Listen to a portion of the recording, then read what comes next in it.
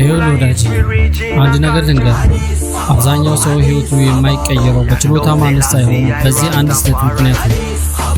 ሁል ጊዜ አዲስ ነገር ለመጀመር ትክክለኛውን ጊዜ አትጠብቅ። ነገ ጀምራለሁ፣ ሰኞ ይሁን፣ ገንዘብ ሳገኝ ጀምራለሁ ትላለህ። ይህ ግን ስህተት ነው። ነገር ግን እውነቱ ምን እንደሆነ ታውቃለህ? ትክክለኛ ጊዜ የሚባል ነገር ፈጽሞ የለም። ጊዜውን ትክክለኛ የምታደርገው አንተ ራስህ ዛሬ መጀመር ብቻ ነው። በየቀኑ የምታጠፋቸው አነስተኛ ሰዓታት ከጥቂት ዓመታት በኋላ ሙሉ በሙሉ ህይወትህን ሊቀይሩ ይችላሉ። ነገር ግን ነገ ጀምራለሁ በሚል ሰበብ ያጣሃቸው ዓመታት ደግሞ በጭራሽ አይመለሱም። ስለዚህ ዛሬውኑ ወስን። ፍጹም ለመሆን አትጠብቅ። ብቻ አሁን ካለህበት ቦታ የመጀመሪያውን እርምጃ ውሰድ። ገባህ? ዛሬ ለመጀመር የወሰንከው አዲስ ነገር ምንድን ነው?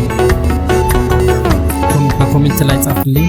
ለተጨማሪ አነቃቂ ቪዲዮዎች ደግሞ ፎሎ ማድረጋችሁን እንዳትረሱ። አካውንቴ በጣም ስለተመታ በተቻላችሁ መጠን ፎሎ፣ ላይክ፣ ሼር፣ ኮፒ ሊንክ እንድታደርጉልኝ በአክብሮት እጠይቃለሁ።